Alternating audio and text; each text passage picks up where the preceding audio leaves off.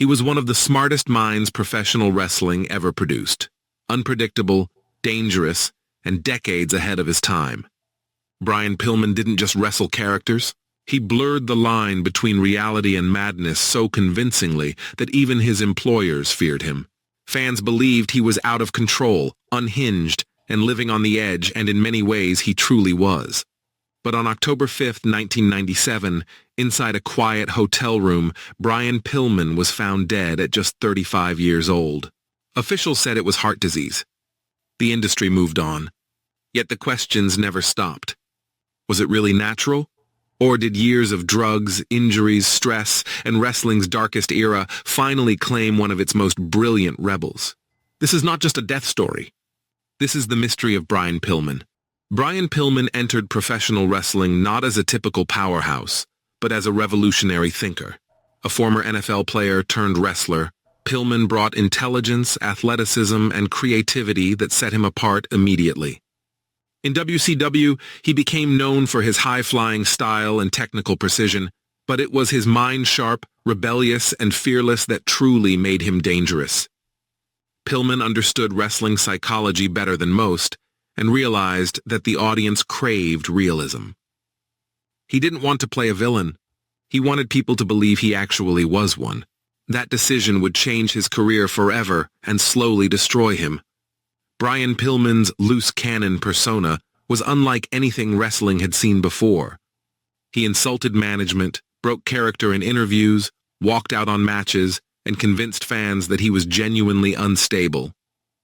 This wasn't accidental, it was genius.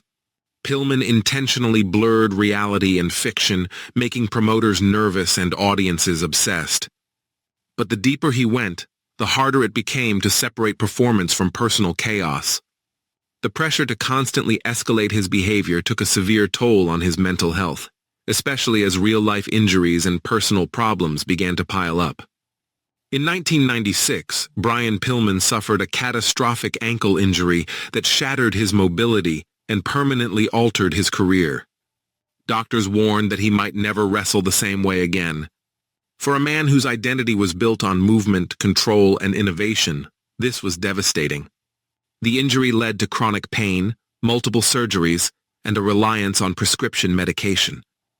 Pillman's frustration grew as his physical limitations increased, and the once brilliant strategist now found himself fighting his own body every day. To manage the constant pain, Brian Pillman turned to painkillers, a path tragically common among wrestlers of his era. What began as medical treatment slowly became a necessity just to function. Combined with stress, lack of rest, and emotional exhaustion, his health deteriorated rapidly.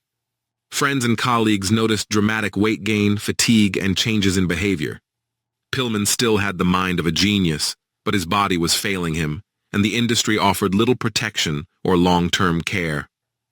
On October 5, 1997, Brian Pillman was found dead in his hotel room in Bloomington, Minnesota, just one day before a scheduled WWE pay-per-view match. He was only 35 years old. The official cause of death was listed as heart disease due to severe atherosclerosis. No drugs were ruled as the direct cause, and no foul play was suspected. Yet for many fans, the explanation felt incomplete. How does a professional athlete in his mid-30s die suddenly from heart failure? And why did it happen in isolation, far from family, surrounded by unanswered questions? While doctors labeled Pillman's death as natural, context matters. Years of physical abuse, untreated injuries, prescription medication use, stress, and an unforgiving wrestling schedule can accelerate damage far beyond what appears on paper. Brian Pillman lived at full intensity, mentally, physically, and emotionally. Whether his death was inevitable or preventable remains one of wrestling's most haunting debates. The truth likely lies somewhere between medical diagnosis and industry neglect. Pillman's death was not an isolated tragedy.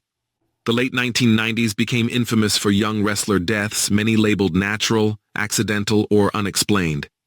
Together, they revealed a pattern of overwork, undercare, and silent suffering. Brian Pillman was a pioneer, but pioneers often pay the highest price. His death exposed how dangerous wrestling could be when creativity was rewarded, but health was ignored. Brian Pillman changed professional wrestling forever. He helped kill kayfabe, introduced reality-based storytelling, and influenced generations of performers who followed. But his brilliance came at a devastating cost. He was too smart for the system, too intense for his body, and too ahead of his time to be protected.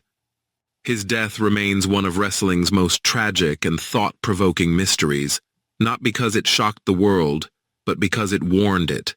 Brian Pillman broke every rule in wrestling, except the one that cost him everything. Remember the genius, remember the warning, and never forget the price of living on the edge.